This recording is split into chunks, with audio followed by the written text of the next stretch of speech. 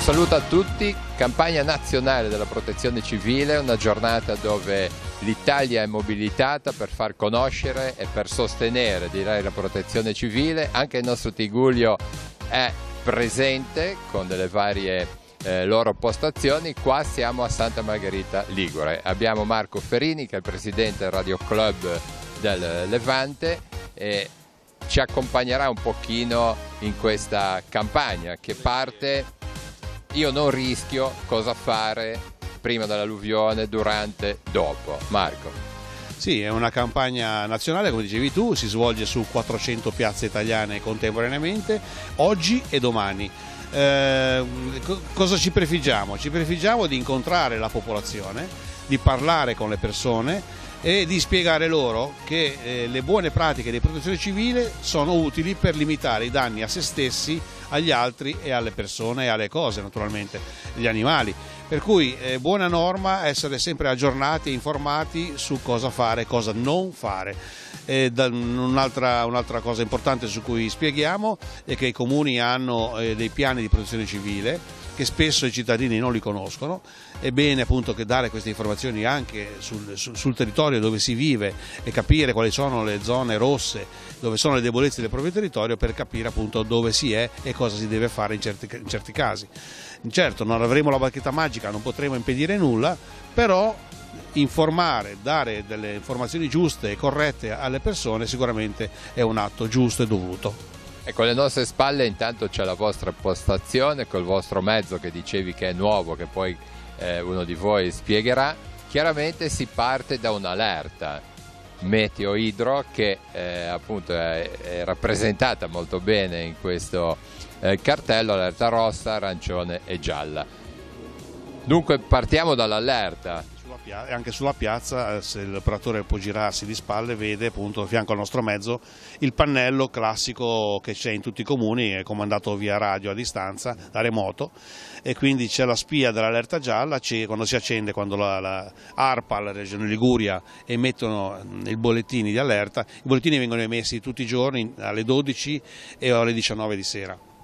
Naturalmente non si può pensare che questo sistema, per quanto sia perfetto, non può calcolare nei 100 metri quadrati, perciò voglio dire, no? Quando sentiamo allerta gialla e rossa sicuramente bisogna agire. Certo, scatta un meccanismo, ogni comune ha una sua macchina che si muove per affrontare appunto le varie situazioni di diversi colori, quindi di diverso grado di emergenza, partendo dalla gialla, passando per l'arancio e per la rossa. Come dicevi tu, sì che siamo, diciamo, in un'epoca satellitare dove si è abbastanza precisi, se vogliamo, anche sulle indicazioni meteo, però la Liguria, ricordiamoci, è un terreno molto difficile, soggetto a correnti, soggetto a variazioni repentine meteorologiche, per cui tante volte ci rendiamo conto che viene messa un'allerta, magari poi forse per fortuna riusciamo anche a scappolarla, nel senso senza danni, per fortuna dico io, però è bene comunque segnalare l'allerta, perché diciamo così, è meglio dare un'allerta in più, un avviso in più, che non darla, perché abbiamo visto in passato anche a Genova o in città vicine a noi, quando non vengono date le condizioni d'allerta, poi purtroppo succede il finimondo e purtroppo i sindaci poi rimangono coinvolti, perché ricordiamo che il sindaco è l'autorità comunale massima, quindi responsabile di quello che succede nel territorio, ne risponde personalmente, quindi cautelarsi anche da parte sua è molto importante.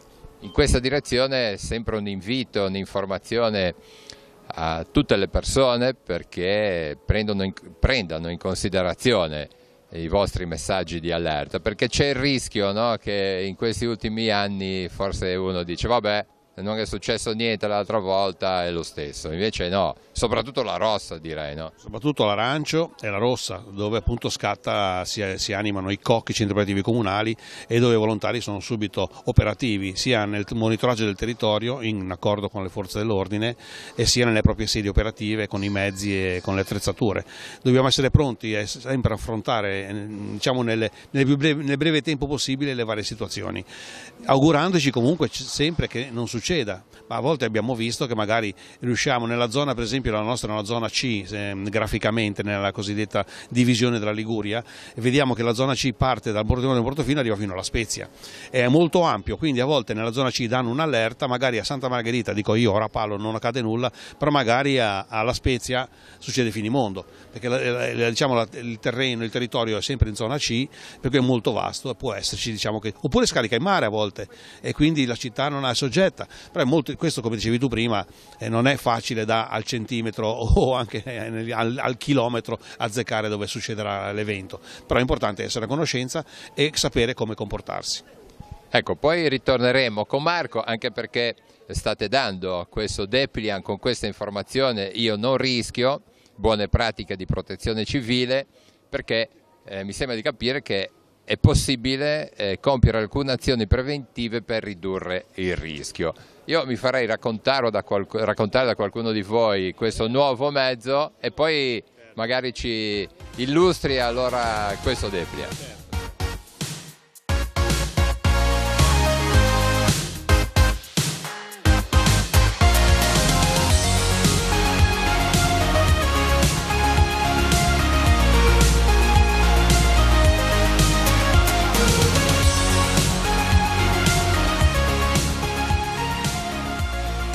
Andrea, vicepresidente di Radio Club, ci vuoi spiegare quali sono le caratteristiche principali di questo automezzo? Allora, questo automezzo è un automezzo che abbiamo voluto preparare per la gestione delle grandi emergenze e l'abbiamo pensato proprio per le maxi emergenze, quindi terremoto tipo Centro Italia o anche l'alluvione di Chiavari 2014, perché serviva un mezzo da poter piazzare in un punto facilmente raggiungibile dai volontari che potesse gestire e coordinare i volontari, perché il problema era l'ammasso di volontari che arrivavano e noi non avevamo la struttura, neanche le tecnologie per poterli gestire e coordinare. Allora abbiamo pensato a questo dopo l'alluvione del 2014 e abbiamo progettato e pensato questo con l'associazione, l'abbiamo realizzato. Tra l'altro sicuramente è un forte costo, mi diceva il vostro presidente, che è frutto del 5 per 1000. Assolutamente sì, questo è stato grazie ai cittadini che hanno deciso di destinarci il 5 per 1000, siamo riusciti a realizzarlo in parecchi anni, però era un sogno che ci eravamo preposti dal 2008 e poi siamo riusciti a realizzarlo qualche anno fa. Tra l'altro invitiamo che siamo sempre attenti, bisogna essere a questo gesto del 5 per 1000, in questo caso è stato dato alla protezione civile, ma ci sono tante belle associazioni, compresa anche Telepace. Andrea, qua dietro vedo anche un lavandino, insomma ci sono le cose essenziali. Questo è un vano prettamente tecnico, praticamente dal magazzino con l'antincendio, lì abbiamo delle scaffalature con attrezzi, ferri, sedie, tavoli, scale, un lavandino giusto proprio minimo per lavarti le mani, e lì in quel secondo scaffale lì è posizionato un ponte radio che potremo installare per le emergenze ovunque ci troviamo per poter avere più portata di segnale. Vediamo se facciamo qualche passo, intanto andiamo un pochino in questo stand, potremmo chiamarlo, della protezione civile qua a Santa. Andrea, il tuo impegno invece in protezione civile con Radio Club da quando risale? Io mi sono iscritto a luglio del 2005, quindi sono quasi, l'anno prossimo saranno 15 anni che faccio parte dell'associazione. Sono iscritto, avevo 19 anni, ero giovanissimo, e quindi questo per dire che è a portata di tutti senza nessun tipo di problema e nessuna qualifica specifica. Ho cominciato tanti anni fa. Come hai conosciuto? Un mio amico, un signore che abitava vicino a me, che era un po' più anziano, così me ne ha parlato e mi sono iscritto e mi si sono trovato bene, niente, fino a rimanere, diciamo, per tanti anni. Ecco, diamo uno sguardo anche un pochino dentro, se è possibile. Sì, se assolutamente. Puoi salire, possiamo salire? Puoi salire tranquillo, salgo io. Sì, così ci racconti, vediamo se lo facciamo in diretta, così rende più l'idea. Semplicemente questa abbiamo messo a stilo, innanzitutto qua ci sono, qua e là davanti ci sono 3 apparati radio che sono su varie frequenze. Il generale, questo può essere alimentato dall'elettricità esterna, diciamo dalla corrente normale. Abbiamo un generatore da 6 kW che riesce a far funzionare tutto il mezzo, e del diesel pesca direttamente dal serbatoio del mezzo. TV collegata al computer, router, e ovviamente abbiamo dovuto mettere una per poter raffreddare e scaldare l'ambiente in base alle situazioni in cui operi, la centralina della parabola satellitare che prende sia digitale internet che digitale terrestre TV, e niente, poi vabbè, cassetti scomparti, prese. Vediamo se si vede telepace, eh? Sì, 15. 15. Vediamo un po'. Ecco, c'è la prova. Perfetto, c'è Dondolio. Tra l'altro credo che anche le TV locali sia importante averci un riferimento, perché ci sono... Infatti, quando tutte le volte che ci posizioniamo col mezzo dobbiamo sempre fare l'autopuntamento per la ricerca del segnale, però usiamo semplicemente i canali delle TV locali e soprattutto anche le radio locali per avere informazioni, perché tutto ciò che possiamo avere di informazioni a noi ci aiuta per poter... È un ricevere dati. È un ricevere dati. Noi ci sentiamo con voi, fate la vostra parte, sentiamo gli altri. La cosa fondamentale per noi sono le informazioni. Infatti la giornata questa nasce proprio per informare le popolazioni. Noi abbiamo bisogno delle informazioni da parte dei cittadini che fanno le segnalazioni per poter gestire gli interventi e le emergenze. Bene, è anche molto confortevole. Sì, no, è omologato per 5 persone per portarle in giro, quindi parte già una squadra di 5 persone, quindi una squadra numerosa, e di tutto stampare, c'è tutto. Abbiamo pensato proprio di fare una cosa che, accompagnata al camper, si possa uscire in una squadra di 4-5 persone.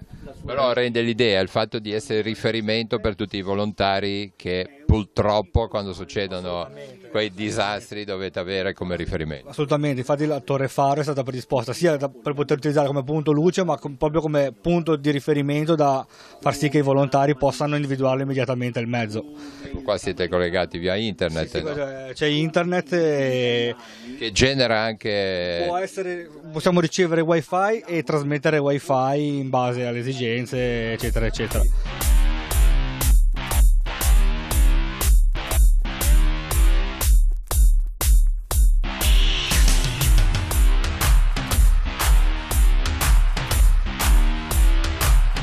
Pamela, ci vuoi raccontare qualcosa di questo slogan? Per questa giornata io non rischio. Io non rischio vuol dire io non rischio la vita e cerco di applicare delle buone pratiche di protezione civile in maniera da non mettere in pericolo me, le mie cose e le altre persone quando c'è un evento possibile, come per esempio un'allerta arancione, rossa o peggio ancora un'alluvione. Di conseguenza cerchiamo di fare un po' di diffusione di buone pratiche tra la popolazione per poter spiegare cosa fare prima con calma, come per esempio oggi in cui c'è il sole e possiamo leggere con calma questo volantino che diamo. Io non rischio una pratica di buona protezione, diciamo, delle persone, delle cose, ed è una campagna nazionale che viene promossa dal Dipartimento di Protezione Civile Nazionale. Quindi noi per essere qui abbiamo fatto un corso prima, abbiamo fatto anche esercizio per cercare di spiegare in tutta Italia a tutte le persone che incontriamo quello che va saputo prima del momento difficile.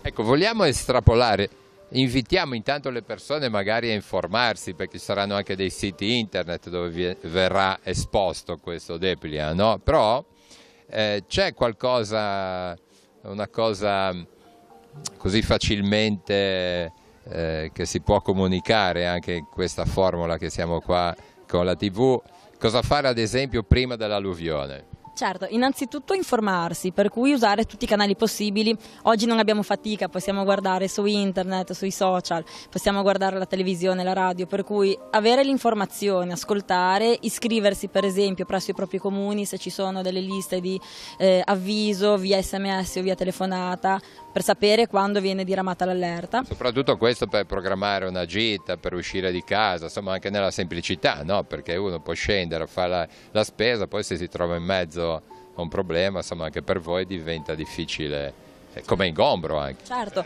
è un problema perché chiaramente nel momento in cui c'è da mettere in sicurezza una situazione ci sono persone, mezzi, tempo da dedicare a quella situazione, per cui è sempre meglio non mettersi a rischio. Per cui una volta che una persona è informata, se sa che quel giorno ci sarà un'allerta di livello arancione o rosso, sarà meglio che rimandi qualunque gita, che pensi a sistemare prima che venga l'allerta le cose di proprietà, per esempio non mettere via la macchina togliere le macchine, le biciclette, tutto quello che può essere considerato importante, toglierlo prima che ci sia un rischio di allagamento per esempio del proprio fondo. E poi certo è meglio non mettersi per strada nel momento in cui viene data un'allerta, per permettere anche a eventuali mezzi di soccorso, di sicurezza, di poter passare e intervenire, per cui sì, è meglio saperlo sempre prima. Allora, prima cosa informazione, poi girando durante l'alluvione. Diventa difficile. Già, infatti noi diciamo leggete prima, così durante l'alluvione saprete che se abitate per esempio al piano terra o al piano rialzato sarà meglio che voi andiate in alto, quindi cercare di salire presso i vicini per non rischiare di trovarsi poi in casa allagati per esempio. E se c'è un'alluvione in corso, anche se per l'ambiente noi beviamo l'acqua del rubinetto, però attenzione, perché nel momento in cui ci dovesse essere dell'acqua inquinata che entra nei tubi è meglio non bere l'acqua del rubinetto, per cui informarsi poi presso gli uffici comunali se l'acqua nel frattempo è tornata potabile. E tenere sempre qualche cosa che possa funzionare per informazione, cioè a volte la corrente manca, per cui noi cerchiamo di non sprecare magari tutta la batteria del telefono per guardare tutti i siti possibili, ma cerchiamo di usare solo quelli per l'informazione di quel momento. Tenere la radio con le pile, tenere delle torce a pile per esempio che possono essere usate quando non ci sono, quando non c'è la corrente. Buon consiglio avere una pila pronta in casa. Il cosiddetto zainetto dell'emergenza, dove teniamo non so, dell'acqua, dove teniamo appunto le torce, dove teniamo un sistema in grado di una radio, dei piccoli medicinali, ecco. Una cosa che possiamo prendere con noi per uscire e che ci dia quel minimo di necessità per affrontare almeno una mezza giornata, una giornata, ecco così. Ecco, se sei all'aperto. Lì se sei all'aperto devi fare attenzione per esempio in caso di acqua che si dovesse alzare, coprire il manto stradale, fare attenzione a dove si cammina, perché uno dei rischi maggiori è che per esempio il tombino salti e rimanga un buco, noi non vediamo il buco e ci mettiamo il piede dentro, questo potrebbe essere un problema. Oppure per esempio se le macchine dovessero perdere il controllo perché non hanno più aderenza sull'asfalto, noi dobbiamo cercare di stare in posizione tale da non essere investiti dalle macchine. Se guidiamo, cercare di accostarci in posti dove non creiamo danno e valutare un pochino la situazione, perché poi è chiaro che bisogna essere attenti a quello che sta succedendo intorno, fare attenzione in posti dove potrebbero esserci delle frane e così via, non stare sui ponti, insomma queste cose che mettono davvero a rischio la nostra vita, è un pericolo grosso. Ecco, tra l'altro forse abbiamo sentito qualche nota di dietro, abbiamo dei filmati, no? 29 ottobre 2018 che è stata questa mareggiata. E poi nel 1995 il San Siro è uscito fuori in Corso Matteotti, si è riversato in questa piazza Caprera, che è la zona più rossa di Santa Margherita, è sotto il livello del mare. Qui c'era 1 metro di acqua, quindi tutti i negozi potete immaginare. E poi un secondo evento grosso è stata un'altra mareggiata nell'anno 2000, e qui abbiamo raccolto su questo video, con l'amico Giovanni Castello, che voglio citare perché ha fatto un grande lavoro, ha ricostruito in mezz'ora di video tutto quello che sono l'arco di circa 25 anni di calamità di Santa Margherita Ligure. E, niente, qui le immagini parlano da sole, situazioni drammatiche che hanno causato non vittime umane, non tra le persone, ma molti danni alle attività commerciali e lavorative, diciamo, anche ai danni alle proprie proprietà, ai negozi, alle auto. Scene drammatiche veramente. Qua c'è il video, ho visto anche un pannello con delle fotografie qua che vediamo, no? Sì, abbiamo messo fotografie sempre di eventi alluvionali successi qua nella zona, abbiamo Santa Margherita nel 1995, poi abbiamo Santa Margherita l'anno scorso che si lega al video che abbiamo visto poco fa, e là abbiamo Chiavari nel 2014 quando di nuovo c'era stato un evento alluvionale di grossissima importanza, anche lì con tutta una serie di danni a negozi, abitazioni private, automobili e così via. Però le cose buone è che almeno la gente non ha avuto problema, le persone si sono salvate e questo già è una prima cosa importantissima.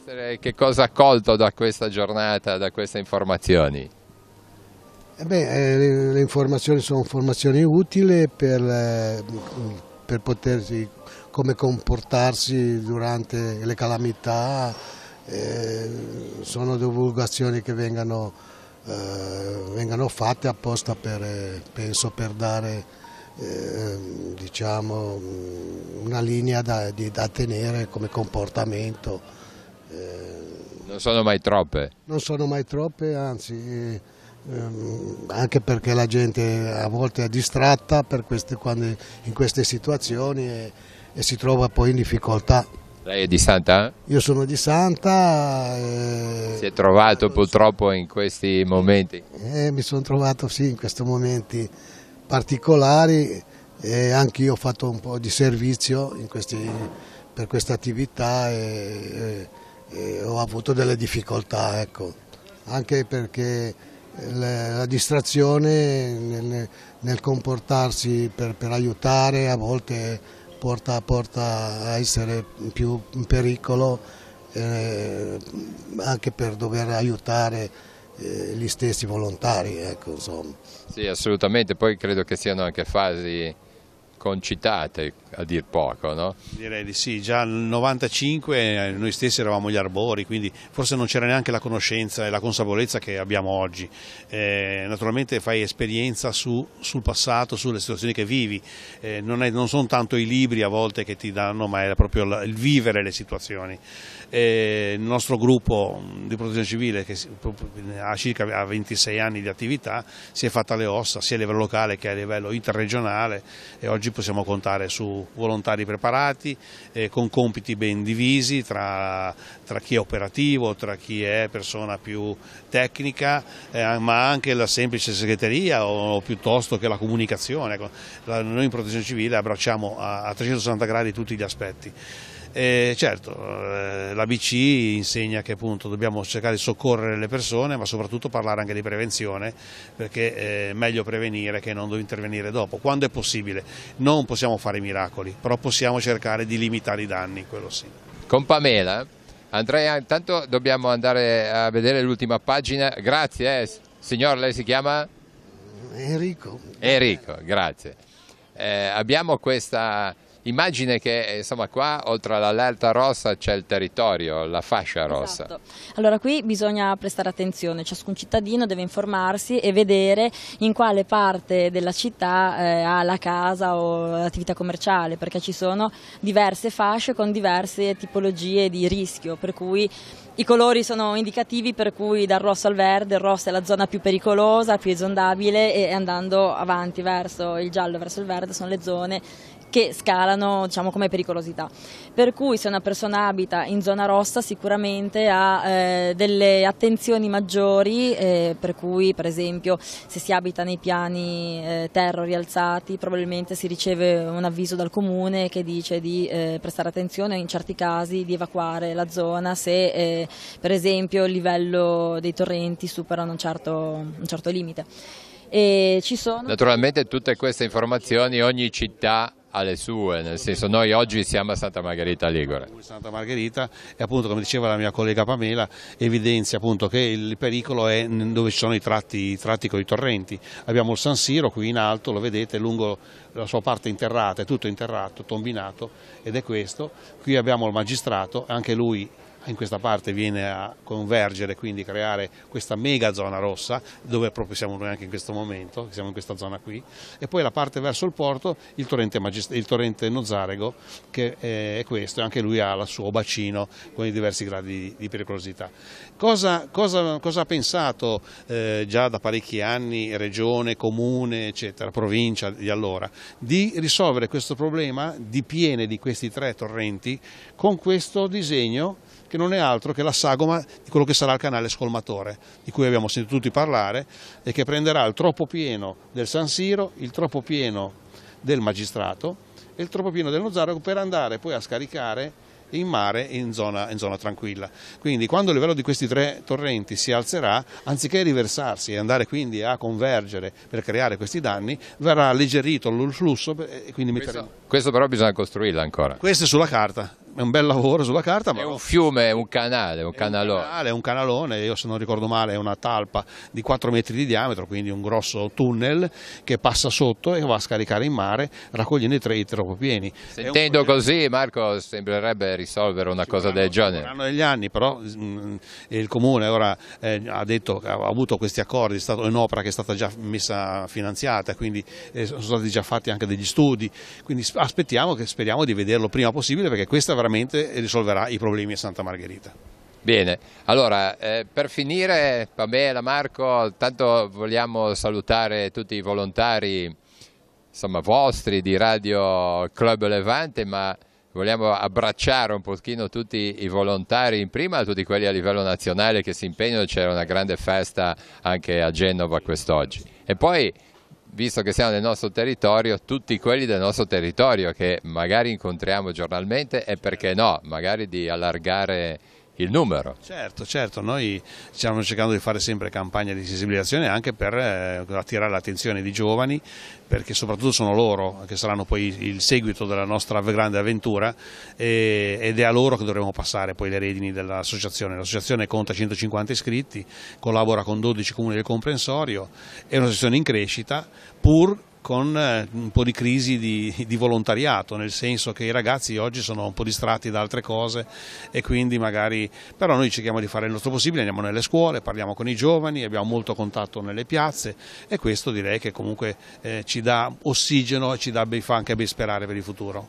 Ecco, bene, ho ancora una cosa, stavo pensando per Marco. Pamela, chiuderei, tanto ci smuoviamo di nuovo, vediamo anche Andrea, e abbiamo visto anche persone che si fermano, no? E vogliono informazione. Certo. Allora, abbiamo detto una cosa da fare prima, l'informazione, durante ne abbiamo visto diverso, e alla fine, dopo l'alluvione? Adesso c'è il dopo. Nel dopo alluvione bisogna stare attenti, perché il territorio sicuramente ha sofferto diversi danni, per cui attenzione a dove si passa, attenzione al fango, il fango che può essere scivoloso, che può coprire dei buchi nella strada e che può contaminare le cose, quindi contaminare l'acqua, contaminare eventuali cibi con cui fosse venuto a contatto, per cui fare attenzione dopo a ripulire il meglio possibile, per esempio la propria abitazione, il proprio fondo se fosse stato danneggiato.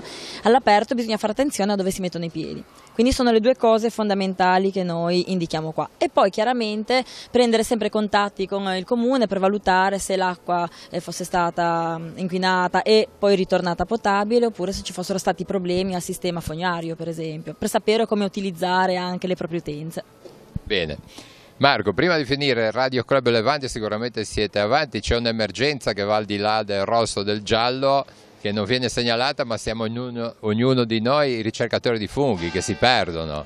Quest'anno è stato, sarete stati anche voi coinvolti? Recentemente sì, la stagione dei funghi è sempre, diciamo, uno dei motivi per cui ci chiamano. Abbiamo la sezione cinofila che interviene proprio allo scopo con i cani addestrati per la ricerca in superficie, ed è capitato 3 volte quest'anno, purtroppo con una situazione che c'è stato un morto nel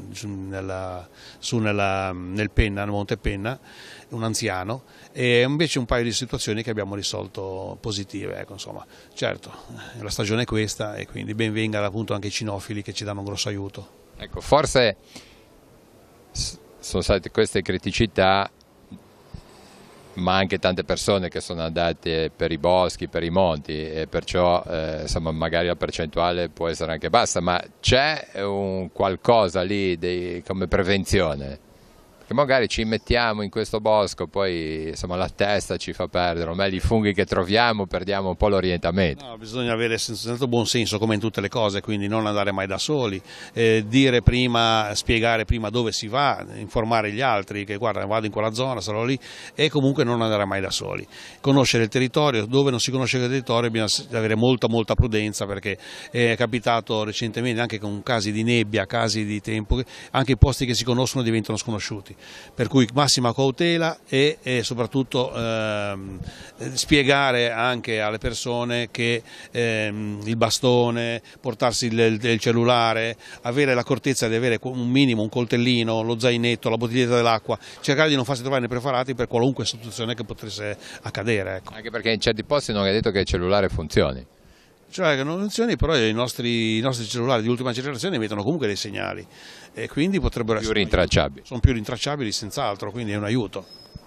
Bene, allora salutiamo Radio Club Levante, che ha dato modo così di ricordare a tutti la giornata della protezione civile nazionale.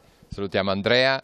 Allora, chi lo guida questo automezzo? Al momento siamo pochi autisti, siamo quasi contati, però pian piano stiamo facendo i corsi sia di guida sia di funzionamento del mezzo in generale. Però ci vuole una patente particolare? No, è patente B, abbiamo fatto in modo e maniera che fosse patente B, però un po' di esperienza e un po' di Sì, accuratezza. perché non è proprio piccolino. Più di 7 metri, l'ingombro c'è, quindi bisogna stare all'occhio. Siamo proprio a filo. Salutiamo Pamela. Scusa, per completare quello che diceva Andrea, è che a parte la guida bisogna avere persone anche che sono abili nel utilizzare la tecnologia che c'è a bordo, che è una tecnologia complicata, sofisticata, ecco, quindi non tutti, o perlomeno non persone che si avvicinano da poco, possono essere in grado di utilizzare al meglio, anzi rischiano di fare dei danni. Salutiamo Pamela, facciamo finire Pamela come responsabile della comunicazione. Allora diciamo a tutti, venite a trovarci, venite a informarvi, perché la cosa importantissima è appunto non rischiare la vita, e allora con Io Non Rischio vi aspettiamo qua in piazza. Bene, è tutto, salutiamo Mohamed dietro la telecamera, appuntamento si può dare di più alla prossima settimana. Grazie Telepace.